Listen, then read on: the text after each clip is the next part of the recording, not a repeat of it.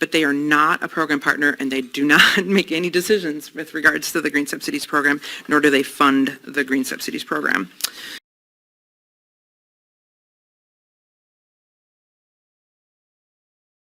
So when you hear that the Met Council isn't a program funder, it says right on their website, the Met Council is a program funder. Do you get funding from the Met Council? I do not.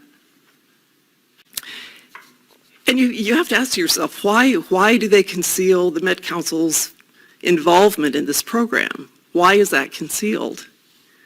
And I think we all know why. I think councils are suspect of the Met Council and their overreach into the autonomy of local governments all over the metro area. And that's why they're not up front with who's behind this program. So I did some further research, and a Met Council member, Peter Lindstrom, is an employee of the Clean Energy Resource Team. That's one of the GreenStep Cities partners.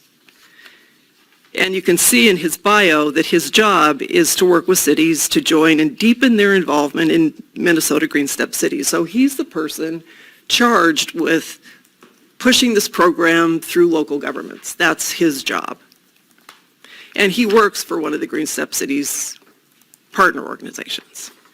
How can he be on the council, the Metropolitan Council, that funds this organization that he works for, and then push that program? It seems like a conflict of interest. Good question.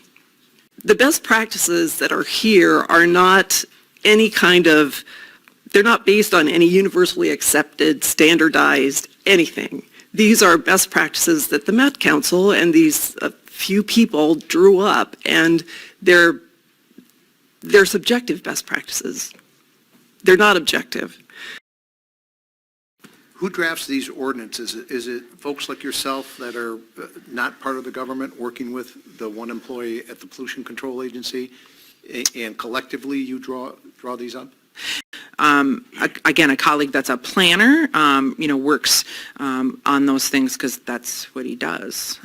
There is a working group titled 10,000 Resilient Cities, chaired by Lola Schoenrich from Minnesota GreenStep Cities.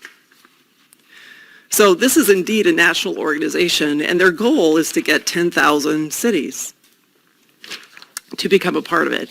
So this is not some homegrown, grassroots Minnesota effort. This is a Met Council effort, and there are organizations in other states with similar organizations like the Met Council that are pushing this. This is a Met Council-driven agenda that the Met Council came up with, and it's their desire to get cities to adopt these best practices and sample ordinances so that there's an enforcement mechanism to them, because the Met Council doesn't have any enforcement powers at all. Cities do, but the Met Council doesn't. That's what this is. This is a way for the Met Council to push their agenda on cities and get cities to enforce the ordinances and best practices and have you enforce it for them.